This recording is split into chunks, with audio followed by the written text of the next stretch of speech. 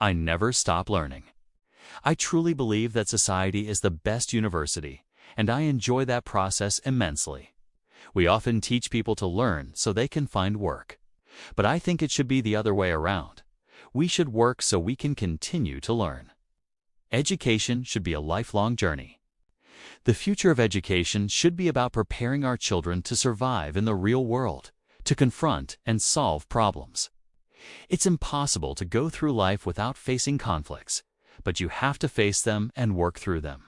I'm very happy with the results I've seen over the past 2 years. But there's one thing I'd love to implement in primary schools. I want every child to read at least 1,000 stories from the East and 1,000 stories from the West.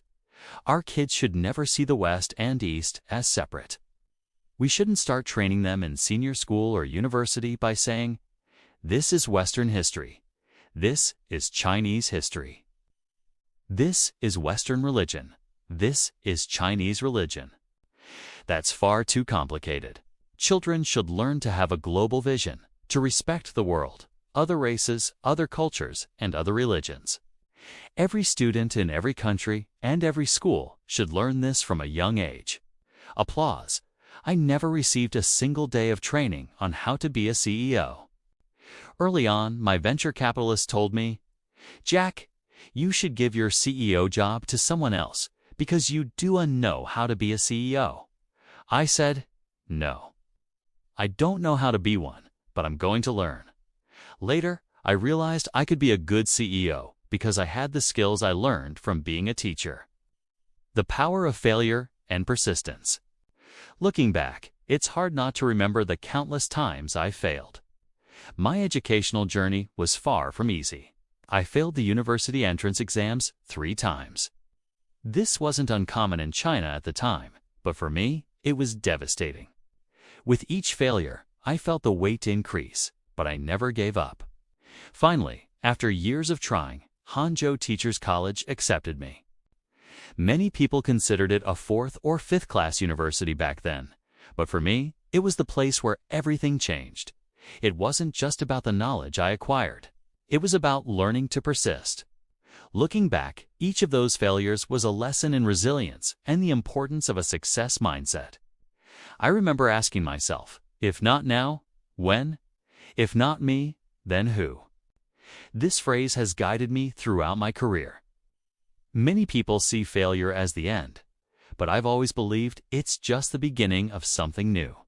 Failure was my greatest teacher. It taught me the importance of continuous learning and of never giving up, even when doors kept closing. And believe me, many doors did close. For years, I battled with a feeling of defeat, but there was always a small flame of hope. This determination motivated me to keep going. A new vision for education. Education at that time needed an overhaul, and it still does today. In China, many teachers came from the ranks of students who were considered less talented. This seemed absurd to me. How could we expect an educational revolution when those who taught weren't among the best? But then I realized that being a good teacher wasn't just about being the best student. At Hangzhou Teachers College, I learned that teaching wasn't about grades. It was about inspiring, motivating, and making others believe in themselves. Being a teacher shaped me, both as a professional and as a human being. In those corridors, I began to understand the true power of education. It's not a means of standardizing people, but of empowering them.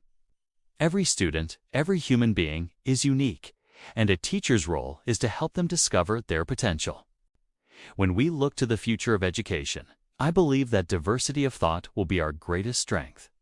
If we treat education like a production line, we'll end up creating machines, not human beings capable of thinking creatively and innovatively.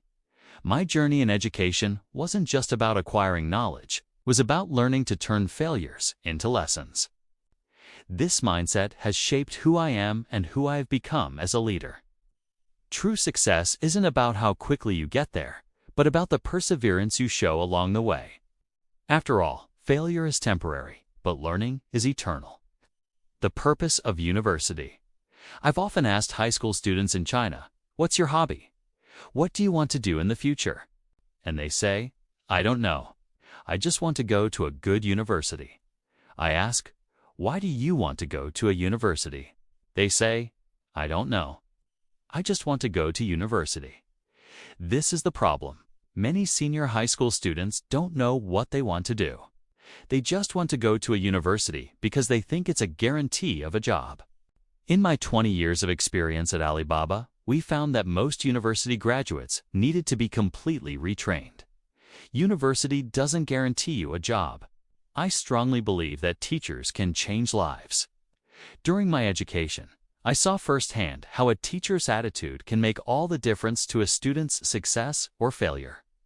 The impact of teachers. My English teacher, for example, wasn't originally an English teacher. She had been trained to teach math, but because of a shortage of English teachers, she was put in charge of our class. I remember vividly when she said to me, "Jack, your pronunciation is better than mine." In that moment, something awakened in me. That small bit of encouragement, coming from someone who is also learning, gave me a confidence I didn't know I had. It showed me how a single word of support can ignite a person's spirit. In contrast, there was my chemistry teacher. He didn't like me, and the feeling was mutual. I simply couldn't connect with the subject, and this disconnection was fueled by the teacher's coldness. He never believed in my potential, and that affected me deeply. This experience made me realize something crucial. The relationship between a teacher and a student is fundamental to academic performance. When a teacher invests emotionally in their students, showing trust and support, the impact goes far beyond grades. Success comes from the belief you inspire in others. Good teachers don't just teach subjects. They teach persistence, emotional resilience, and self-belief. This also applies to the business world. Success rarely comes from knowing everything technically, but from believing that you can learn, adapt, and grow. It's interesting to note that it's often the most unlikely teachers who make a profound impression on us. My English teacher, who was learning the basics of the language as she taught us, turned out to be one of the biggest influences in my life. She didn't have the best education, but she had passion and dedication. This made me understand that while the content a teacher teaches is important, their ability to connect, motivate, and inspire is what truly defines their impact. This understanding of the importance of teachers has shaped my view of leadership. Just as a good teacher believes in their students, a leader must trust their team. The true role of a leader, like that of a teacher, is to inspire others to be better, to overcome their own limitations, and to believe in their own potential. After all, if you want to catch the rabbit, don't change the rabbit. Change yourself.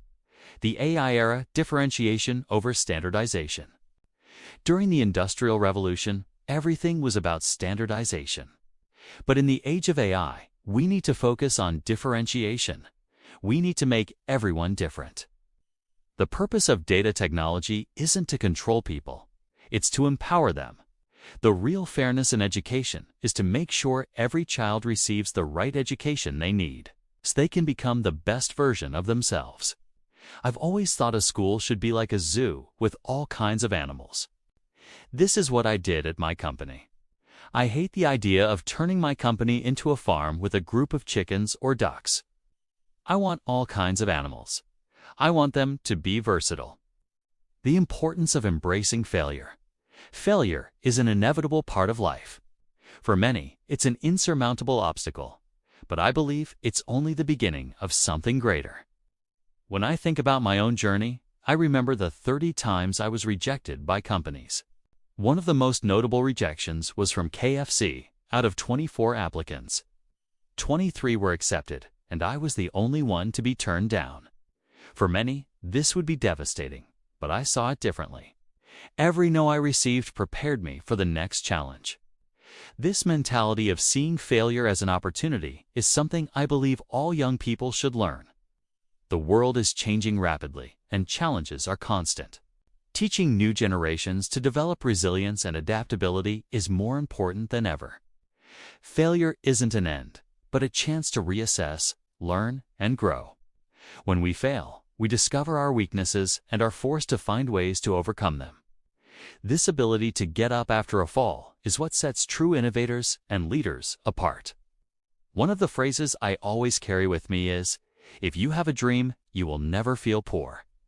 I believe this with all my heart. No matter how difficult the situation, if you have a clear dream and are willing to work towards it, failure becomes just a step along the way.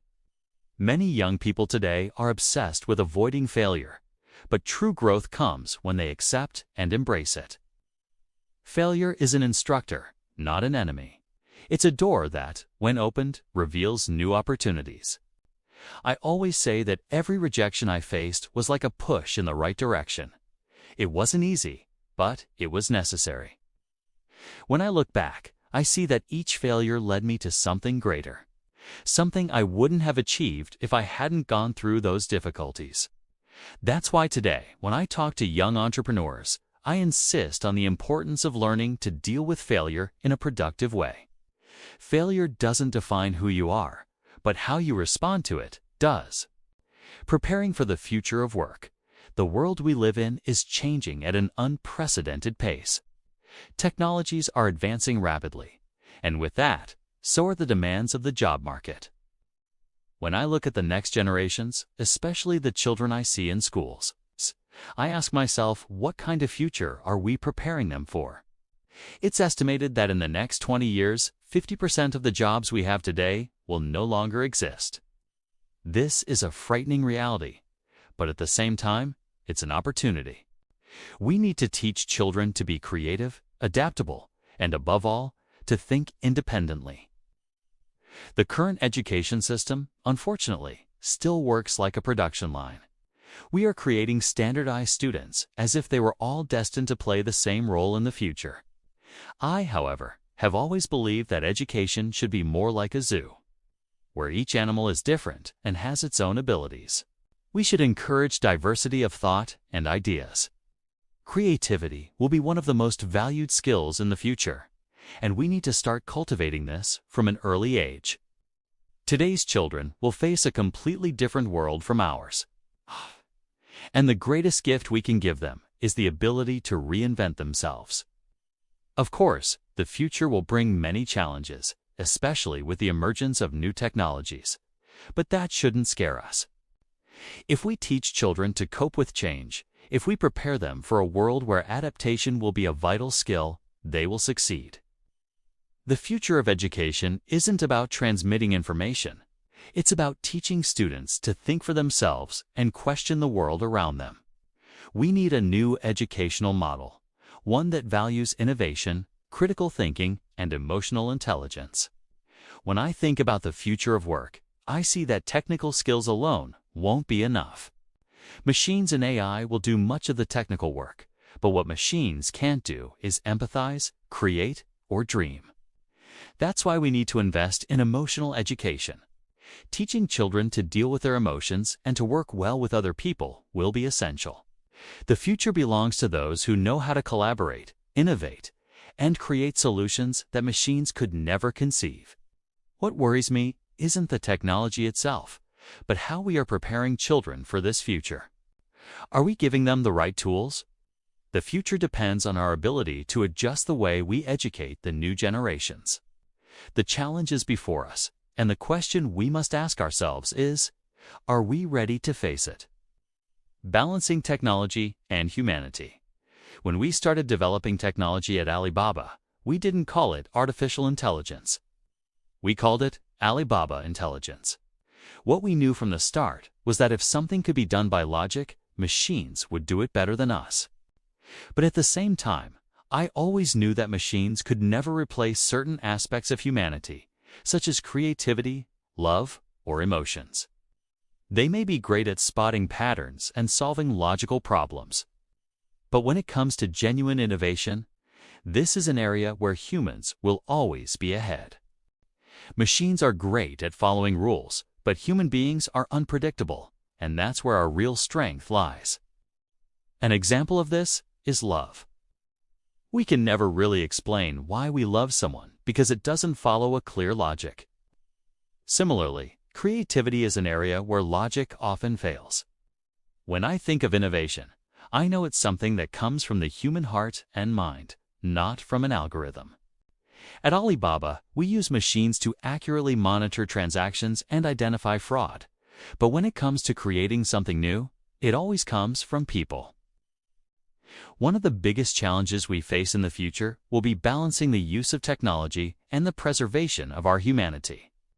Technology is advancing at an incredible pace, but we have to remember that it is only a tool, not the end in itself. We must use artificial intelligence to improve our lives, but without neglecting what makes us human. Ultimately, machines can help us solve many problems, but the most profound solutions will come from our ability to innovate and create. Leadership as teaching. During my journey as a leader at Alibaba, I always saw myself as a chief education officer, more than a CEO. For me, leadership is very similar to the role of a teacher. A good teacher wants their students to be better than them. In the same way, a good leader must inspire their team to achieve more than they ever could. It's not about controlling everything or knowing all the answers, but about trusting people and empowering them to be the best they can be. I remember when my venture capitalist said to me, "Jack, you should hand over the CEO job to someone else because you do know how to be a CEO." I smiled and didn't listen. After a while, I realized he was partly right. I didn't know how to be a CEO in the traditional way. But then I realized something. I was a good CEO because I was, above all, a teacher. And as a teacher, my main function was to trust and teach my team, not just to command them. This philosophy has shaped the way I've always dealt with leadership. The role of a leader isn't to be the smartest person in the room, but to make other people feel empowered and capable of achieving great things. At Alibaba, I never wanted to be the boss who made all the decisions. I've always believed that when you trust people, they become more committed and creative, and that trust leads to innovation. When I lead my team, I like to think that I'm planting seeds of trust, innovation, and boldness. Just as a teacher wants to see their students reach new heights, I want to see my team creating things we would never have imagined. Leadership, for me, is about inspiring people to be better than they thought they could be. Teamwork and collaboration. It has always intrigued me how education can shape not only minds, but entire societies. One example of this is sport. In China, we have more than 1 billion people, but we still can't field a soccer team that can beat the Maldives, a country of about 400,000 people. This makes me wonder, where are we going wrong? One clear answer is that our education is still not sufficiently focused on teamwork and collaboration. In China, we excel at individual sports like ping pong. But when it comes to team sports, we struggle. This reveals a bigger problem. Our education is focused on individual performance, on grades, on being the best. But in the real world, especially in the future of business and work, collaboration will be an essential skill. We need to teach our children to work as a team, to trust each other, and to face challenges together. Physical education and sport play a crucial role in developing these skills. Sport teaches the importance of teamwork, resilience, and overcoming obstacles. These are lessons that go far beyond the field or court and apply directly to the world of business and personal development. If we want to prepare our young people for the future, we must value emotional education as much as physical education. Looking to the future, I realize that true success won't only lie in technical skills or academic knowledge, but in the ability to collaborate and to face challenges with others. This can only be learned through practice, through experience in real situations. We need to transform our schools into places where children not only learn math and science, but also the art of working together. I believe that if we manage to incorporate the spirit of collaboration into education from an early age, we will be creating a generation of innovators and leaders. They will not only know how to solve problems, but how to do it as a team in a collaborative and creative way. And that will be the real differentiator. The importance of adaptability in the business world. One of the most valuable lessons I've learned is the importance of being adaptable. Things change quickly: trends, technologies, and even consumer expectations. Those who manage to adapt to these changes are the ones who thrive. Entrepreneurship, after all, is a constant process of adjustment and reinvention. If you're not willing to change, you'll be left behind. When we started Alibaba, we had no idea how the e-commerce market would change over the next few years.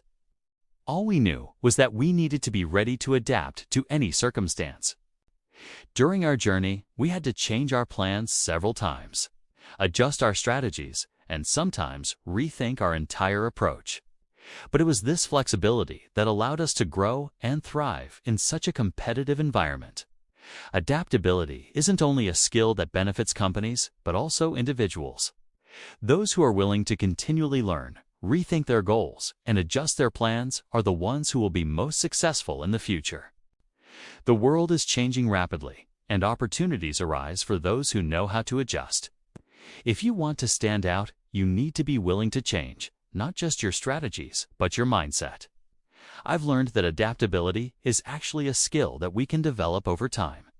It's a matter of opening your mind to new possibilities and being willing to learn from each challenge. If you want to be successful in the future, you need to prepare for change. Those who can adapt quickly will have the best opportunities. The world will never stop changing, and it's up to us to decide how we respond to these changes. Success, in the end, belongs to those who can reinvent themselves. The future of education is collective. Every child, when they come into the world, is like an entrepreneur starting their own business, a startup. You'll learn to work with others, you'll learn to solve problems, and you'll learn to get support and help. I think that in the future, what kind of people we want to be and what kind of life we need will be designed by education. The education we're providing today is designing the future of human beings. And the people today are designing the education of tomorrow. My first job was as a teacher, and I hope my last job is working with you. I'm doing something in education. I'm an amateur, but I want to learn. I want to learn from you. I want to debate with you and work with you. Let's find a solution for the future. Thank you so much.